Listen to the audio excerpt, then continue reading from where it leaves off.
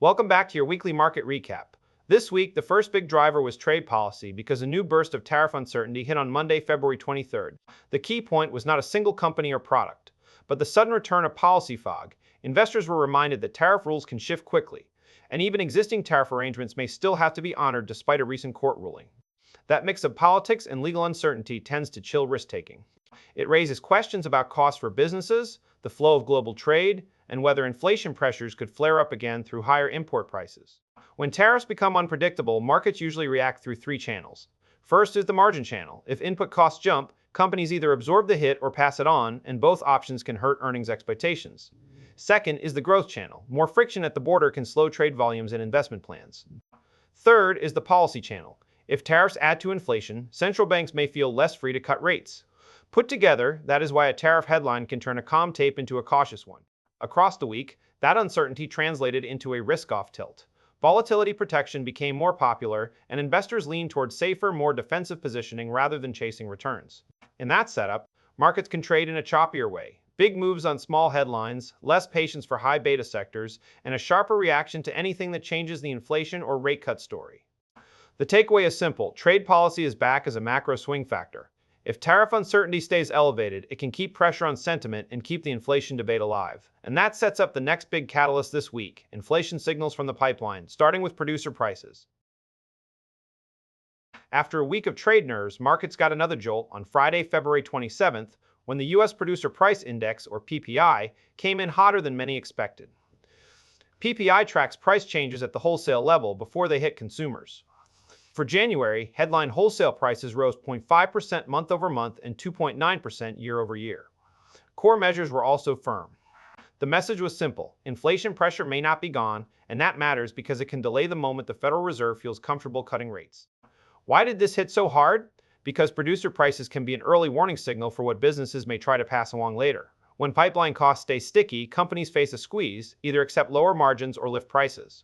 The notes in this report pointed to persistent services-driven pressure, which tends to cool more slowly than goods inflation. And with tariffs back in the conversation, traders also worried that cost increases could travel through supply chains again.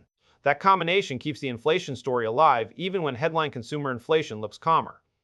The market implication is all about the path of rates. If inflation is proving stubborn upstream, investors have to rethink how quickly policy can turn supportive. That repricing can ripple out fast, front-end yields tend to react, and equity valuations can feel tighter because higher rates raise the discount rate on future earnings. Even without a dramatic single-day move, the tone shifts toward more caution, with traders treating the next inflation and labor prints as must-watch events. Bottom line, this PPI surprise challenged the easy disinflation story and reminded markets that the last mile can be messy. If producer prices stay firm, it can keep rate cuts on a tighter leash and keep volatility close by. And that leads straight into the next theme from this week: the cross-asset push and pull between bonds and stocks. Coming out of the inflation headlines, the big tell late this week was the cross-asset message. Bonds caught a strong bid while stocks looked uneasy. On Friday, February 27th, investors reached for longer-dated treasuries, a move traders call buying duration, and the yield curve bull flattened. That means yields fell, with longer maturities dropping more than shorter ones. When that happens at the same time equities are broadly in the red, markets are often saying the bigger worry is growth and risk appetite, not just the latest inflation print. So why would investors buy bonds even after hot inflation data? One answer is protection. If traders fear growth is slowing, longer-term yields can fall as markets price in weaker demand down the road. Another answer is positioning. When risk sentiment turns cautious, money tends to rotate away from the most cyclical parts of the market and toward steadier cash flow stories. That is why defensive sectors often look better on weeks like this. It is not about chasing upside. It is about reducing downside when the macro picture feels less clear. The key market mechanism here is the discount rate. When long yields fall, it can support valuations in theory, but if they are falling because investors are worried about growth, that support comes with a warning label. You can end up with a market where bonds are rallying for defensive reasons, while equities struggle to find traction. That tug of war helps explain the choppy feel into the end of the week and the emphasis on safety over aggression. The takeaway is that the late week bid for treasuries looked less like celebration and more like insurance. Bull flattening and defensive leadership are classic signs that markets are watching the downside risks closely, and that matters because the next push to risk sentiment did not come from data. It came from geopolitics, as Middle East headlines escalated into Friday. After the push and pull between bonds and stocks, Friday brought a different kind of catalyst, geopolitics. On February 27th, evacuation advisories and diplomatic pullbacks in the Middle East raised fears of a direct US-Iran clash. Markets do not need a worst-case event to happen to reprice risk. They just need the probability of escalation to rise. That is when you see a risk premium build, meaning investors demand more return to hold risky assets, and they lean harder toward safety until the outlook clears. The market channel here runs through energy and uncertainty. The Middle East is a critical region for oil flows, so any escalation risk quickly turns into supply worries, higher volatility, and more cautious positioning. Even if barrels keep moving, traders start to price tail risk, those low probability, high impact outcomes that can disrupt shipping or production. That uncertainty tightens financial conditions in its own way, because it makes companies and investors less willing to take big bets. It is also why geopolitics can suddenly dominate the conversation, even during a week packed with inflation and policy questions. In markets, that often shows up as a classic risk-off pattern. Investors trim exposure to the most sensitive areas, add hedges, and watch liquid barometers like oil and volatility much more closely. The important point is that this is about confidence, not just prices. When headline risk climbs, correlations tend to rise and moves can get more abrupt, because everyone is reacting to the same uncertainty at the same time. The takeaway is not that an outcome was decided, but that the market started charging more for uncertainty. That risk premium can linger until headlines cool and investors feel confident about energy flows and regional stability. Next up, we shift from geopolitics back to the consumer, because fresh confidence data shaped the soft landing debate this week. After a week full of tariffs, inflation, and geopolitical tension, the U.S. consumer offered a steadier signal. February consumer confidence rose to 91.2, a surprise because many were braced for a pullback. Confidence is not spending, but it is a real-time temperature check on how households feel about jobs, income, and the broader economy. When that mood improves, it can support demand and make recession fears feel less urgent. For markets this week, it was a reminder that the growth picture is still a tug-of-war. Here's why this matters. The consumer drives a large share of economic activity, so sentiment can shape how willing people are to spend on travel, dining, and big-ticket items. If confidence holds up, companies can see steadier revenues and hiring plans may stay intact. But there is a second edge. Resilient demand can also keep services inflation sticky because businesses have more room to raise prices.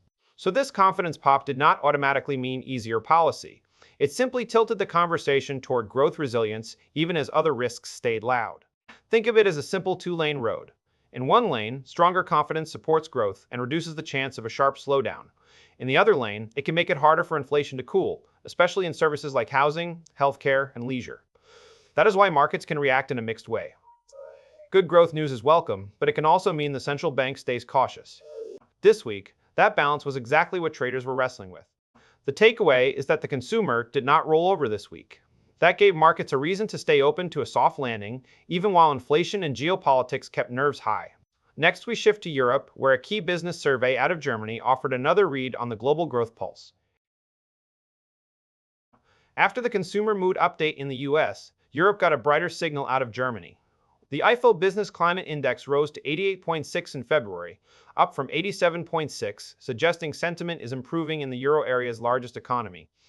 This is a survey, not hard spending data, but it matters because it captures how companies feel about current conditions and the months ahead. When that tone improves, markets often read it as a small step away from recession risk and toward stabilization. The market mechanism runs through expectations. If business sentiment picks up, investors start to believe orders and hiring may hold up better, and that can help cyclicals like industrials and parts of consumer discretionary. It can also shift the rates conversation, because a firmer growth backdrop can reduce the urgency for aggressive easing. A single survey does not erase inflation and geopolitical risks. It simply added another data point to a global picture that still looks mixed. To keep it simple, surveys like IFO are early warning indicators. They can turn before GDP and corporate earnings do. So even modest improvements can nudge positioning, especially if investors are already looking for signs that the euro area is bottoming out. The flip side is that markets want confirmation, and that is why upcoming activity and inflation data still carry so much weight. The takeaway is that Germany delivered a small positive signal at a moment when markets were hungry for reassurance on growth. It did not flip the overall narrative, but it helped steady the tone in Europe. Next, we stay on the policy and trade theme, because European politics around trade agreements became a market talking point this week.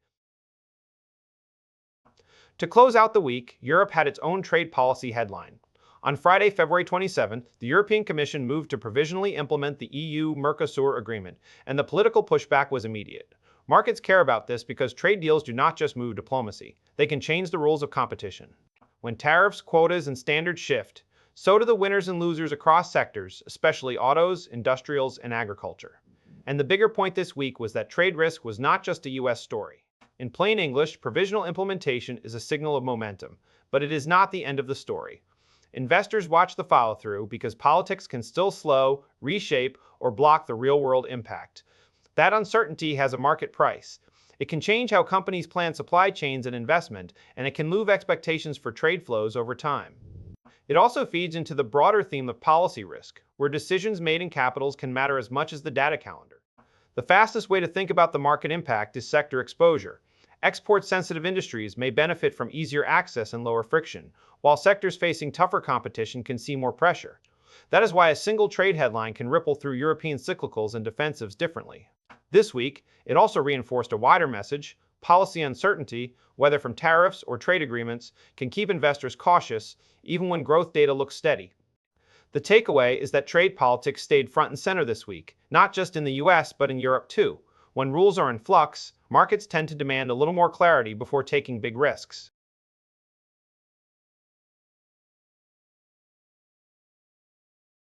Let us start with SPY, the SPDR S&P 500 ETF that tracks the market's heartbeat.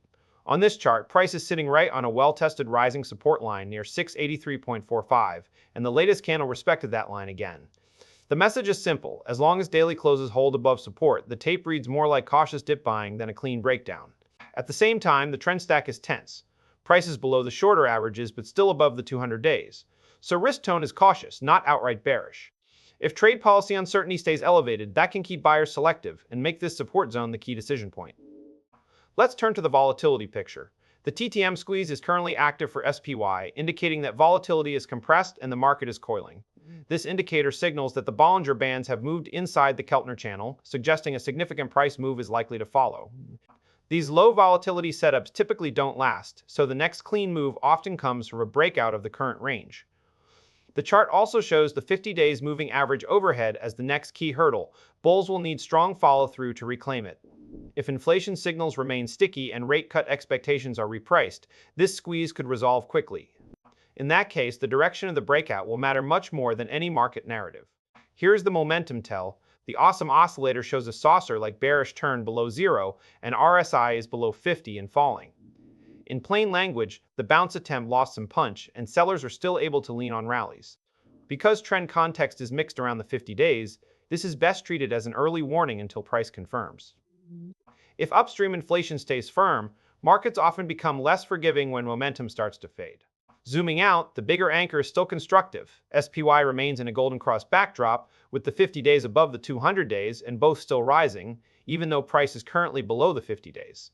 That frames this as a pullback inside a longer-term uptrend as long as the 200 days keeps trending higher. So the week reads as risk-off pressure without a confirmed regime flip. Next we shift to QQQ, because tech leadership often decides whether this cautious tone turns into a deeper drawdown or a quick rebound. After SPY set the overall tone, we zoom into QQQ, the Invesco QQQ trust that tracks the Nasdaq 100 and usually defines risk appetite on any given week. This chart shows buyers had control into the close, with QQQ finishing in the upper 25% of its daily range. That matters because strong closes are often a sign that dips are being defended rather than sold into the bell. It does not guarantee a bounce continues, but it tells you sellers did not get an easy win late in the session. If headline risk stays elevated, these late-day bids can be the difference between a controlled pullback and a fast sentiment unwind. Now look at the regime map. QQQ is essentially pinned to the lower boundary of its rising trend channel, within about 10 basis points. The report says the last time price left the channel was 4 sessions ago, and from this spot the remaining room down is negligible, while there is about 5.5% of room up to the upper band. That is classic asymmetry. If support holds, upside potential is clearer than additional downside inside this regime. If trade policy uncertainty keeps pressure on confidence, this lower channel line becomes the make-or-break level for growth leadership. Zooming out, the long trend is still in a golden cross, with the 50 days above the 200 days for 172 days and the 200 days still rising, but there is a catch. The report notes the 50 days has already turned lower, and with price trading below the 50 days, the golden cross is being tested rather than comfortably intact. That is how leadership transitions start. The long-term structure is not broken yet, but it is no longer clearly bullish either. If the market reprices rates higher after firm inflation signals, tech multiples can feel it first, which is why we go next to the 10-year yield and the rates reality test. After the QQQ leadership check, the next lever is TNX, the US 10-year Treasury Yield Index, because it sets the discount rate the tech and the whole market trade around. This chart shows a death cross backdrop, with the 50 days below the 200 days for 143 days, and the 200 days still declining, so the longer trend in yields has been down. But there is a twist. The 50 days has already turned higher, which means the downtrend is being tested, rather than staying clean and easy. That is the setup for a rates reality test, because even a modest rebound in yields can tighten conditions fast for high multiple stocks. If inflation signals like producer prices stay firm, then yields can snap back and force equities to reprice quickly. Here is the positioning map. TNX has been trading below its rising trend channel for 5 sessions, sitting about 2.5% beneath the lower boundary, and that lower band is now acting as resistance. In plain English, yields have slipped out of their prior lane, and they need to reclaim that channel floor to shift the mood back toward higher rates. If TNX fails to get back inside the channel, it supports the idea that rates are easing, which can help growth stocks breathe. But if yields pop back above that former support, the same level becomes a launchpad for tighter financial conditions. Momentum is stretched. RSI moved below 30, which confirms strong downside momentum and an oversold state. Oversolds can mean bounce potential, but it can also mean weakness that persists, especially with the falling 50 days and price below it. The clean tell to watch is whether RSI can reclaim 30 and whether price can start building higher lows. If that happens, equities may feel it immediately through higher yields and a tougher valuation backdrop. This is the tactical map. TNX is near the B decision area around 3.96, and the nearest retracement resistance above is 4.04, with additional levels around 4.09 and 4.13, and an invalidation zone above 4.17. The way to read this is simple. Reflex rallies can run into these retracement bands and stall, while a break below B keeps the down move in control. That is why rates mattered so much this week, because the next move in yields can flip the feel in equities from relief to pressure in a hurry. Next up, we go to CL equals F, since oil can feed straight into inflation expectations and the rates narrative. Now we pivot to CLTF crude oil futures, because oil is one of the fastest ways inflation anxiety shows up on a chart.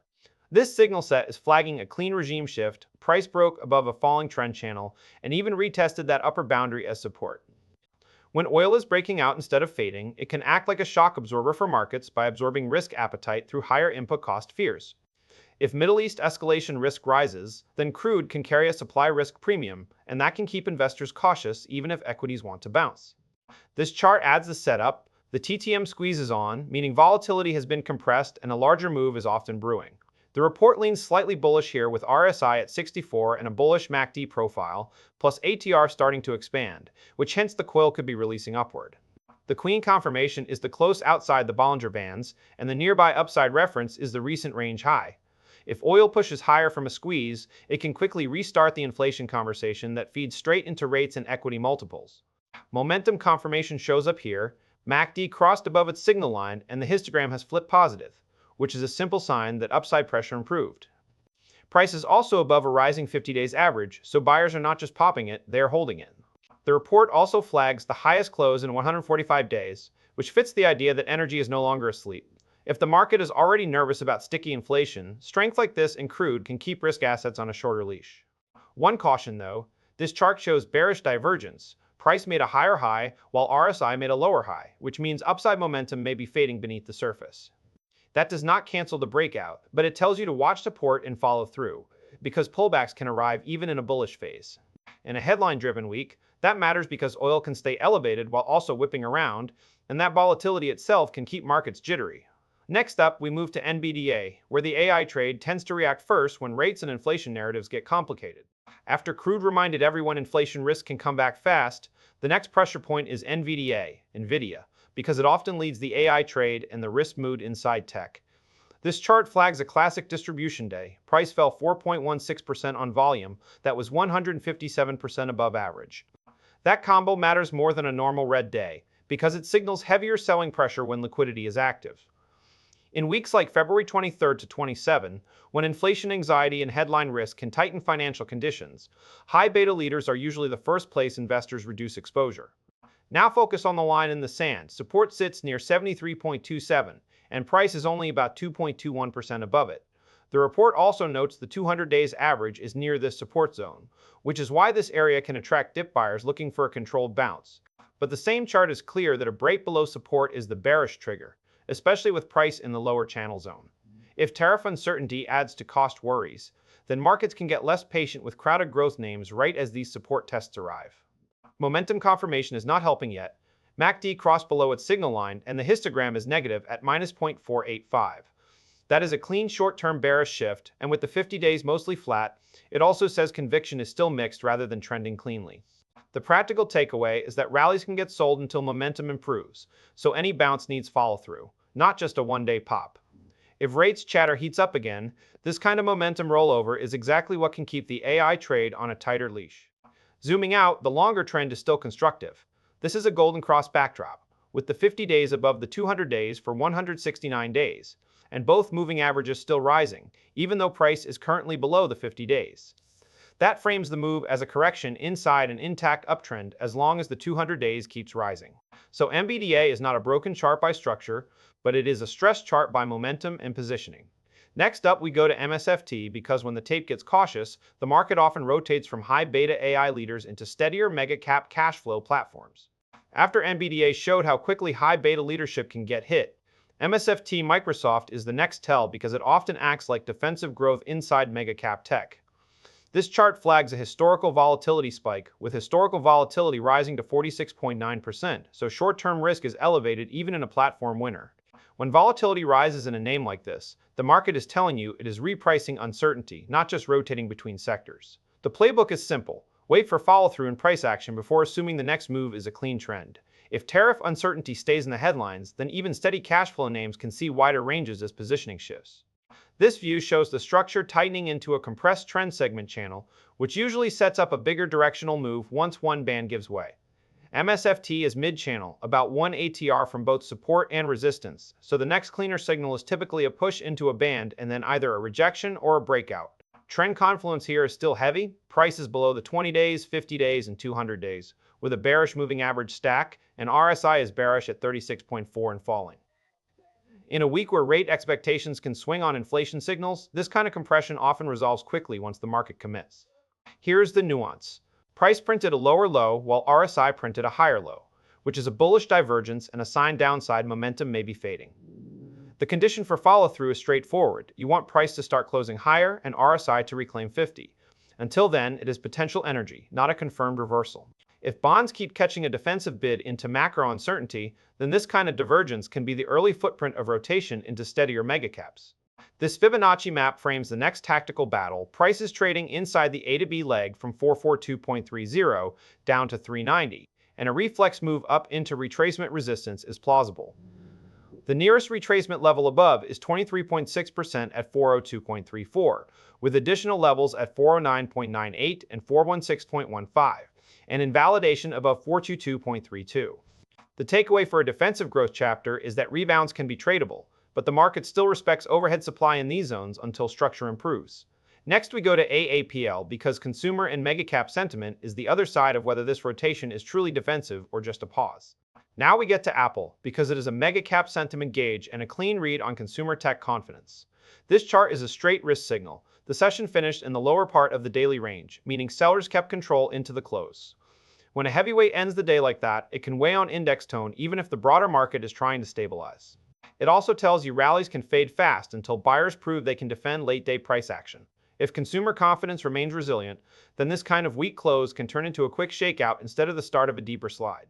This is the momentum regime shift. RSI crossed below 50, and the report notes that below 50, rallies are more likely to fade. Price is also below a falling 50 days average, which supports the bearish read and keeps the burden of proof on bulls. In plain language, the trend is not broken forever, but the short-term bias has tilted towards sellers. If rate expectations firm up again, then a below 50 RSI regime can make Apple feel heavier, because the market gets pickier about paying up for future growth. Here is the bigger structure that keeps this from being a panic chart.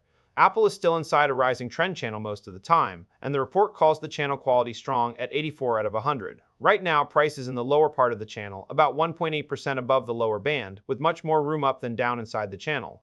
That asymmetry is why dip buyers watch this zone. because if support holds, the rebound path is clearer than the breakdown path. If tariff uncertainty keeps pressure on cost expectations, then this lower channel area becomes even more important as a sentiment checkpoint. This Fibonacci map gives the tactical roadmap. Price is trading inside the A to B leg from 280.90 down to 262.89, and the report says a reflex move into retracement resistance is plausible. The nearest retracement level above is 23.6% at 267.14, with additional levels at 269.77 and 271.90, and invalidation above 274. The way to use this is simple. Bounces into these zones can run into supply, while a clean hold above B improves the odds of a larger recovery.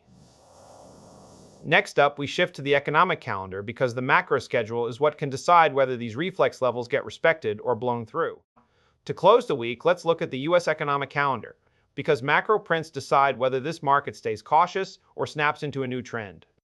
The next high-impact items are the ISM Manufacturing PMI on Monday, March 2nd at 3 p.m., with an estimate of 52.3 versus 52.6 previously, then ADP employment change on Wednesday, March 4th at 1:15 p.m., with an estimate of 45 versus 22 previously, and ISM Services PMI at 3 p.m. with an estimate of 54 versus 53.8 previously. If these surveys come in stronger than expected, rates can firm up and growth stocks can feel immediate multiple pressure. If they come in softer, bonds can catch a bid, and equities can get breathing room, even if the news cycle stays loud. Either way, this is the setup for why the next week can have sharp moves even without big earnings headlines. Alright, that is the week. February 23rd to 27 felt like a market trying to hold its structure, while the narrative got noisier, with trade policy uncertainty, firmer pipeline inflation signals, and a late leak risk premium vibe keeping conviction fragile. The big takeaway is focus on levels and follow through. Broad indices defending support is constructive, but leadership stays sensitive to rates and any surprise in inflation expectations. If macro data next week comes in hotter, then yields can firm up and pressure growth, and if it comes in cooler, risk can catch a relief bid fast. Either way, keep position sizing tight, let the charts confirm, and we will pick it up next week with the next set of market moving signals. That is it for the week of February 23rd to 27, 2026. If this recap helped, like the video and subscribe so you do not miss the next breakdown. Drop a comment with the one chart you are watching most, and we will cover it in the next episode. Thanks for hanging out, trade safe, and I will see you next week.